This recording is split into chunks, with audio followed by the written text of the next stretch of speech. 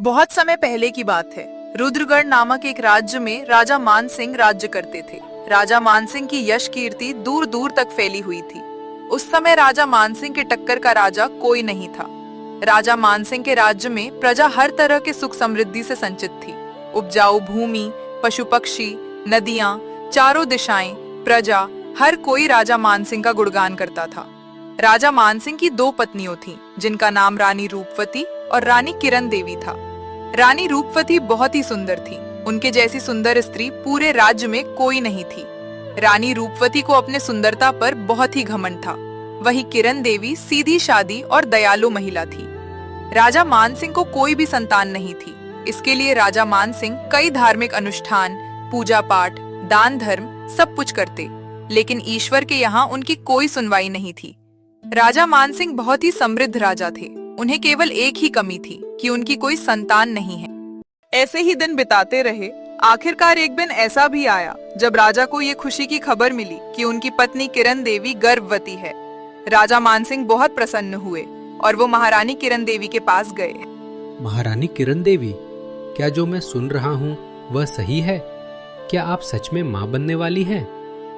हाँ हाँ महाराज, आपने सही सुना। भगवान ने हमारी प्रार्थना स्वीकार कर ली है। इस कुल को बढ़ाने वाला अब मेरी गर्भ में पल रहा है। अरे ये मैं क्या सुन रही हूँ? अब तो इस कलमुही का मान सम्मान बढ़ जाएगा। कहाँ महाराज दिन रात मेरे आगे पीछे घूमते रहते थे, मेरी सुंदरता का बखान करते नहीं थकते थे। अब तो वह मेरे पास बिल्कुल भी नहीं आएंगे, इसी महारानी के पास पड़े रहेंगे। इस महारानी के गर्भ में इस कुल का चिराग जो पल रहा है। ऐसे ही दिन बीत रहे थे और एक दिन ऐसा भी आया जब महारानी किरण देवी को एक सुंदर सी कन्या पैदा हुई। ऐसी सुंदरता की देखने वालों की पलकें न झपके। इतनी प्यारी सी सूरत, इतनी सुंदर आंखें, अगर कोई देखे तो नजर टिकी ही रह जाए। उसकी सुंदरता मन को मोहने वाली थी। इस प्रकार राजा रानी ने उसका नाम मोहिनी रखा। मोहिनी धीरे धीरे बड़ी होती रही। उसकी पायल की गूंज, उसकी किलकारियां आंगन के सूनेपन को खत्म कर देती।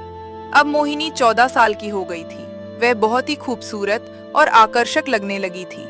पूरे राजमहल में हर कोई मोहिनी के ही गुणगान करता था। सुनो सखी, राजकुमारी मोहिनी के नए नक्श की महिला पूरे राज्य में कोई नहीं है। हाँ, तुम बिल्कुल सही कह रही हो। पहले तो रानी रूपवती के टक्कर का कोई नहीं था, लेकिन राजकुमारी मोहिनी की तो बात ही अलग है। उन्होंने तो महारानी रूपवती को भी पीछे छोड़ दिया। महल में चल रहे इन सब बातों से रानी रूपवती मन ही मन जलती रहती। मोहिनी तो उन्हें बचपन से ही नहीं पसंद थी। जब से मोहिनी पैदा हुई थी, महाराजा मान सिंह ज्यादा समय मोहिनी और उसकी माँ रानी किरण देवी के साथ ही बिताते थे। जबकि पहले महाराजा मान सिंह रानी रूपवती के गुणगान करते नहीं थकते थे। अब वही राजा मान सिंह अपनी बेटी और दूसरी रानी किरण देवी के इर्द गिर्द ही नजर आते हैं। एक दिन महारानी रूपवती एक तांत्रिक के पास जाती हैं और कहती हैं, तांत्रिक बाबा, मैं अपनी सौतन और अपने सौतन की बेटी से बहुत परेशान हूँ। उन्होंने मेरे पति को अपने वश में कर लिया है। महाराजा अब मेरे पास बिल्कुल भी नहीं आते। उन्हीं दोनों के पास दिन रात पड़े रहते हैं। मैं अपने आप को महारानी होते हुए भी दासी समझती हूँ। महाराज, अगर आपकी कुछ कृपा हो जाए और मुझे मेरा खोया हुआ सम्मान वापस मिल जाए तो मैं आपकी झोली हीरे जवाहरात से भर दूंगी। महारानी, आप इतना भरोसा लेकर मेरे पास आई हैं, तो बताइए मैं आपकी कैसे मदद कर सकता हूँ। मेरे पास ऐसी शक्तियाँ हैं जिससे कि मैं नामुमकिन चीज को भी मुमकिन कर सकता हूँ। तांत्रिक बाबा, मैं चाहती हूँ कि मेरी सौतन की बेटी को कुछ ऐसा हो जाए कि वह बिस्तर पर पड़े पड़े तड़प कर मर जाए, और मेरी सौतन तो उसे देखकर वैसे भी मर जाएगी। तब जाकर मुझे सुकून आएगा। ठीक है महारानी, मैं समझ गया। ये लीजिए, यह जादुई भस्म है। इसको आप पानी में मिलाकर राजकुमारी को पिला दीजिएगा और वह धीरे धीरे बीमार होकर बिस्तर पर पड़ जाएगी और इस बीमारी का कोई भी इलाज नहीं होगा। वह दोबारा कभी भी स्वस्थ नहीं हो सकेंगी। तांत्रिक बाबा द्वारा दिए गए भस्म को लेकर महारानी रूपवती अपने राजमहल को चली आती हैं और पानी में मिलाकर राजकुमारी मोहिनी को पिला देती हैं। राजकुमारी मोहिनी तांत्रिक द्वारा दिए गए भस्म के प्रभाव से धीरे धीरे बिस्तर पकड़ लेती हैं। अब तो राजकुमारी मोहिनी इतना बीमार पड़ गईं कि उनकी आंखें भी नहीं खुल रही थीं। उनका चेहरा पीला पड़ गया था।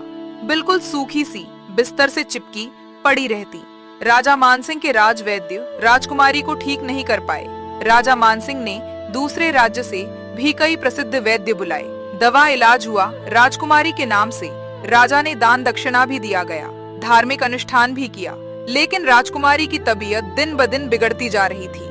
अब तो राजकुमारी 2-3 दिन में कभी आंख खोलती और अपनी माँ को पुकारती, नहीं तो आंख मूंदे बिस्तर में ही पड़ी रहती। एक दिन राजा मानसिंह और रानी किरण बात कर रहे थे। महाराज, एक तो भगवान ने इतने दिनों बाद हमारी झोली खुशियों से भरी, अब ऐसा लगता है कि वह हमारी खुशियों को दोबारा से हमसे छीनना चाहते हैं। हमने इतना दवा इलाज करवाया, लेकिन राजकुमारी की तबीयत दिन ब दिन बिगड़ती जा रही है। वो तो बिस्तर से उठने का नाम भी नहीं ले रही हैं। आप परेशान न हो महारानी, किस्मत में लिखा हुआ कौन टाल सकता है। फिर भी मैं अपनी बेटी के लिए आखिरी सांस तक लड़ूंगा। जहां भी मुमकिन होगा मैं वैद्य बुलाकर उसका इलाज करवाऊंगा। तभी महारानी रूपवती की एक दासी वहां पर आती है और राजा मानसिंह से कहती है,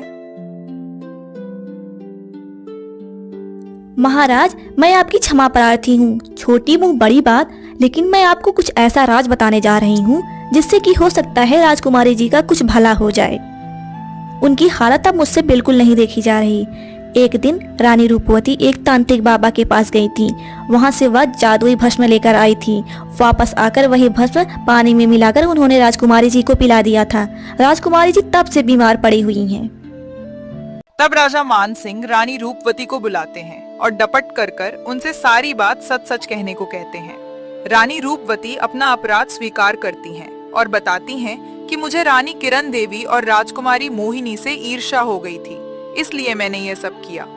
तब राजा मानसिंह रानी रूपवती और उस तांत्रिक को कारागार में डलवा देते हैं। लेकिन अभी समस्या का समाधान नहीं हुआ था। राजकुमारी वैसे के वैसे ही बीमार थी। उनकी तबीयत में बिल्कुल भी सुधार नहीं था। एक दिन राजा पूरे राज्य में ऐलान करवाते हैं कि जो भी राजकुमारी को ठीक कर देगा, मैं उसको आधा राज और राजकुमारी का हाथ दे दूंगा। कई वैद्य आए, लेकिन राजकुमारी की तबीयत में बिल्कुल भी सुधार नहीं हुआ। वो ज्यों की त्यों पड़ी रही। एक दिन एक भिखारी गंदे मैले कुचैले कपड़ों में राज दरबार में जाने लगा। दरबारी ने उसे रोका। अरे भाई, तुम कहाँ जा रहे हो? यह राज दरबार है, तुम्हें भिक्षा चाहिए ना? तुम यहीं रुको, मैं अभी कुछ मंगवाता हूँ तुम्हारे लिए। मैंने सुना है कि राजा की बेटी बीमार है, उन्हें कोई लाइलाज बीमारी हो गई है। मैं उनका इलाज कर सकता हूँ, कृपया मुझे अंदर जाने दीजिए। अच्छा, तो तुम करोगे राजकुमारी जी का इलाज? अरे भाई, पगला गए हो क्या? दुनिया देश से बड़े बड़े राजवैद्य आए, किसी ने राजकुमारी जी को नहीं ठीक कर पाया। अब तुम भिखारी होकर राजकुमारी जी का इलाज करोगे? चलो हटो, जाओ यहाँ से। ये बात सैनिकों के माध्यम से राजा तक पहुंची तो राजा ने उस भिखारी को अंदर आने की अनुमति दे दी। जैसे हमने इतने वैद्य बुलाए, वैसे इस भिखारी को भी देख लेते हैं। क्या पता इसके ही हाथों कुछ चमत्कार हो जाए और मेरी बेटी ठीक हो जाए। भिखारी अंदर आता है। वो देखता है राजकुमारी बिस्तर से चिपकी पड़ी है। उनका चेहरा पीला पड़ गया है, होठ नीले पड़ गए हैं, बिल्कुल हड्डियों का ढांचा बिस्तर से चिपका हुआ पड़ा है। उसने जंगल से जड़ी बूटियां लाकर दवा बनाना शुरू कर दिया। वह राजकुमारी को दवा स्वयं ही पिलाता और दासियों से दवा का लेप पूरे शरीर में लगवाता। धीरे धीरे राजकुमारी की तबीयत सुधरने लगी। महारानी किरण देवी, मुझे ऐसा लगता है कि ये भिखारी जरूर ही हमारी बच्ची को ठीक कर देगा। देखो, हमारी बिटिया की तबीयत सुधरने लगी। हाँ हाँ महाराज, मुझे भी ऐसा लग रहा है कि जब से यह भिखारी हमारी बिटिया का इलाज कर रहा है, उसका स्वास्थ्य धीरे धीरे ठीक हो रहा है। धीरे धीरे 1 महीना होने को आया। राजा की बेटी अब लगभग ठीक हो चुकी थी। वो चलने फिरने लगी थी। भिखारी एक दिन राजा के पास जाता है और उनका वादा याद दिलाता है। महाराजा असमंजस में पड़ जाते हैं। मेरी बेटी राजकुमारी है और मैं इस भिखारी से उसकी शादी कर दूं, ये इतना गंदा है। मेरी बेटी राजकुमारी है, वो दुलार प्यार से बड़ी हुई है। ठीक है, अगर मैं इस भिखारी को आधा राज्य दे भी देता हूँ, फिर भी ये भिखारी क्या उस राज्य को चला पाएगा? मेरी बेटी राजकुमारी है, इसके साथ कैसे रह पाएगी? मैं तो अपनी बेटी का विवाह किसी राजकुमार के साथ ही करूंगा। वो रानी किरण देवी से कहता है, महारानी, ये भिखारी जो हमारी बेटी का इलाज कर रहा था, वो अपने घर जाने के लिए कह रहा है और हमारे वादे के अनुसार वो हमारा राज्य और हमारी बेटी का हाथ भी मांग रहा है। नहीं नहीं महाराज, आप ऐसा जुल्म मेरी बेटी के साथ नहीं कर सकते। मेरी बेटी राजकुमारी है, वह नाजों से पली बड़ी है, और यह भिखारी आपको दिखाई नहीं देता कैसे जंगली की तरह से दिख रहा है। नहीं, आप ऐसा मत करिए। एक काम करिए, मेरी बेटी अब ठीक हो गई है, आप इसको यहाँ से भगा दीजिए, और हाँ, इसको कुछ हीरे जवाहरात और सोने की मोहरें दे दीजिए, जिससे जाकर ये अपना जीवन यापन कर सके। देखो, मैं तुमसे अपनी बेटी की शादी नहीं कर सकता, और रही बात आधे राज्य की, तो तुम भिखारी हो, तुम राज क्या संभालना जानोगे? ये तुम्हारे बस की बात नहीं है। ये लो, कुछ हीरे जवाहरात लेकर जाओ और अपना अच्छे से गुजर बसर करो और परिवार की देखभाल करो। लेकिन महाराज, आपने तो वादा किया था कि जो आपकी बेटी को ठीक करेगा आप आधा राज्य और अपनी बेटी का हाथ दे देंगे, और मैंने आपकी बेटी को ठीक कर दिया। हाँ, मैंने वादा किया था, लेकिन तुम्हें देखकर ऐसा नहीं लगता कि तुम इस काबिल हो कि तुम्हें अपनी बेटी का हाथ दिया जाए और आधा राज्य दिया जाए। इसलिए अब तुम जाओ, तुम्हारा काम खत्म हो गया है। ठीक है महाराज, मैं जा रहा हूँ। ये लीजिए, 1 महीने की दवा है। इसको नियमानुसार राजकुमारी जी को समय समय पर खिलाते रहिएगा, वो जल्द ही ठीक हो जाएंगी। भिखारी वहाँ से चला जाता है। राजकुमारी बिल्कुल ठीक हो गई थी। उनके पायल की आवाज, उनकी हंसी अब पूरे राजमहल में गूंजने लगी थी। उन्हें देखकर राजा रानी भी बहुत खुश रहने लगे थे। पूरे राज्य में चारों तरफ खुशियां ही खुशियां थी। एक दिन अचानक राजकुमारी का शरीर नीला पड़ गया और वो जमीन पर गिर गई। तब राजा दौड़कर उसके पास गए और उन्होंने राजवैद्य को बुलाया। ये देखिए, मेरी बेटी को क्या हो गया? इसका शरीर तो बिल्कुल नीला पड़ने लगा है। जल्दी से इसका कोई न कोई इलाज करिए। महाराज, राजकुमारी जी को तो किसी ने जहर दे दिया है। यह जहर का ही असर है जो इनका शरीर नीला पड़ रहा है। धीरे धीरे राजकुमारी का शरीर शांत पड़ गया और वो दुनिया को छोड़ गई। अब राजमहल में फिर वही सूनापन चारों तरफ पसरा पड़ा था। रानी किरण देवी का तो रो रो कर बुरा हाल था।